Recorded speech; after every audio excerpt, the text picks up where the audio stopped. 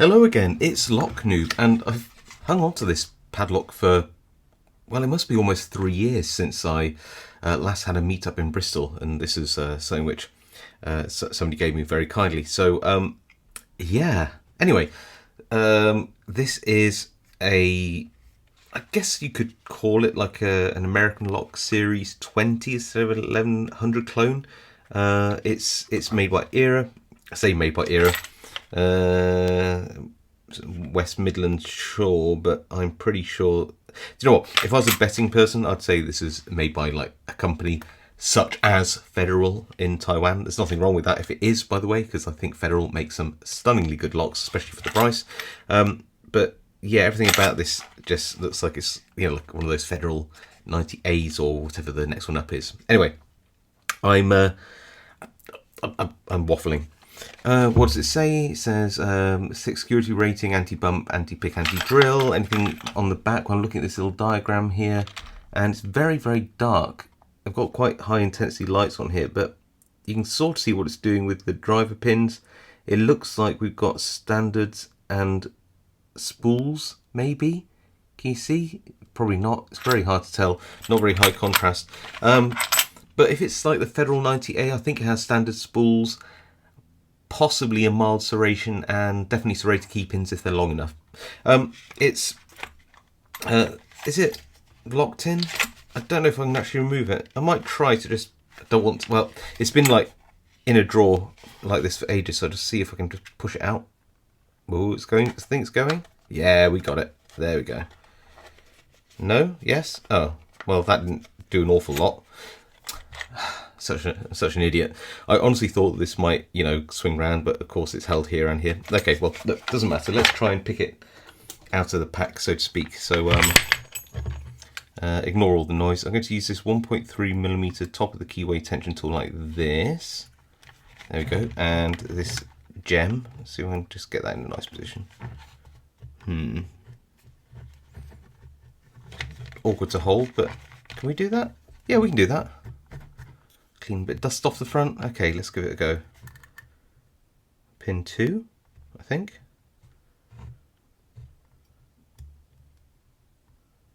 There we go. Pin 2 again, bit of a false set. Pin 1. Nothing on 6.5. I can't remember if this is a 6-pin lock or not, or it's a 5-pinner. Little click on 3, 2, and is that open? I need to get another tension tool in there. It might be open, or might be in false set. Hard to tell. I should have put this in a vise, really, shouldn't I? No, I think that's just in a really deep false set. With these locks, you can't always tell if they're in a false set or being picked. That's 4.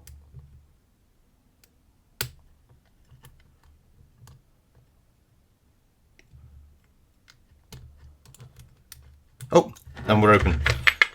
Wow, okay. I thought it was open. 4 was just in a deep false set. It's now open.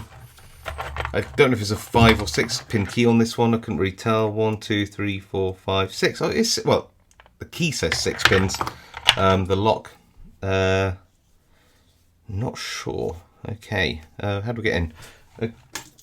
Looks like a, yeah, that's cool. A little bit of Loctite or whatever similar product is on there is. Put that out. Oh, that was easy. Anything interesting there? I can't tell whether there's an anti-bypass lock or not. Possibly not. It's got no protection in terms of a wafer. Let's have a look. Get my gut wrench on here. Slightly. Oh, I should lock it back up. That's why. There you go. Lock it back up. Have a picked lock, and of course you're chasing around the thing. So with these, you got to these circlips go around quite a lot. So the gut wrench isn't as easy to use on these, but you can get it if you just put a little force on that and sort of slip it around. So like that, he says, and then push. Wow, that's a tough one. Oh, it's like a neat little E-clip, this one. God, they don't make it easy, do they? Right, I think if I get that right, there we go, got it, perfect. Just got to get the knack right. Then what do I need? What do I need? Probably the key again. Oh, we didn't take the keys out. Let's have a look. What have we got here?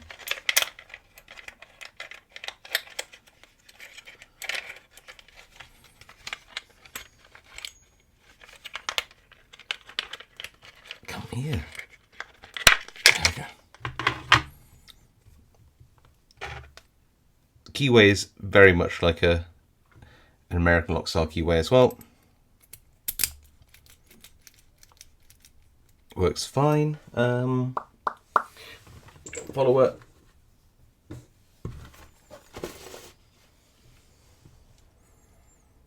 And I think I don't have I did have a shim nearby as well. I got it all ready, and then I don't have the shim with me anymore. That's kind of typical, isn't it? Okay, well let's just risk it. I'm sure it'll be fine.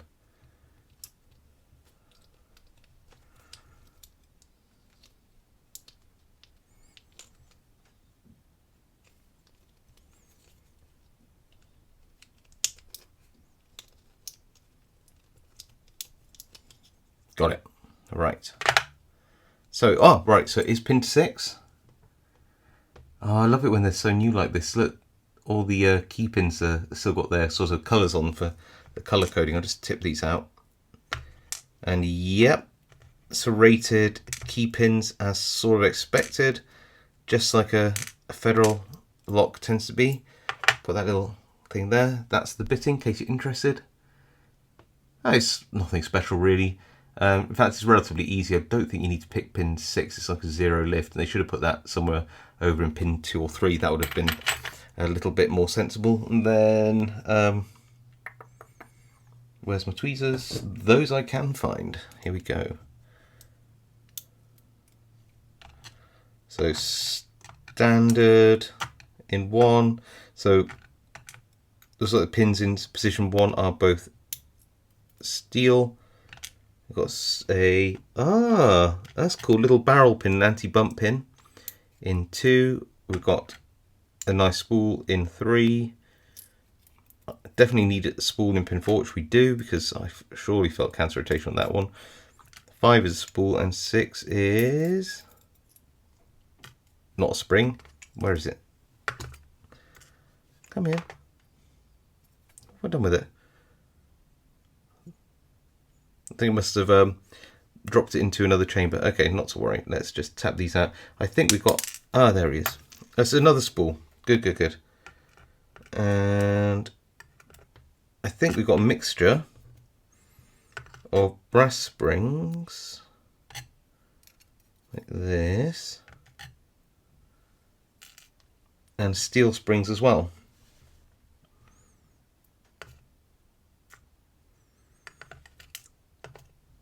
That's right. Anything special about the plug or cord? Sorry, the Bible? No, nothing at all.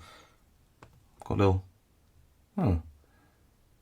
Now that little scratch there, which is at the front of the lock, I wonder what that's caused by. Because that looks man-made to me. Quality control mark or something? Don't know. Bit odd. So let me just do that and pull this up here for you. There you go. So we've got steel anti-drill pins 1, key pin and drive pin. All the key pins apart from key pin 4 are long enough to be serrated, as you can see there. So they are like an overset trap. You overset them, of course they'll hang, and you'll need to let go of the tension to drop them down. Got some really nice little spools. I think for a padlock, these are quite narrow waisted, if you like, so they act really nicely as good spools.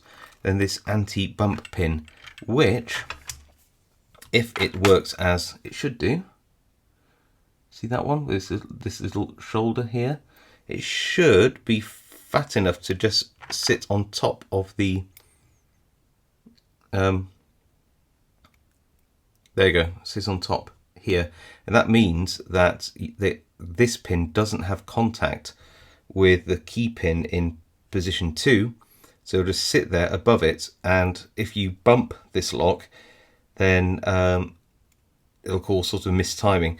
Same with having a steel spring in position 5, I think it was as well.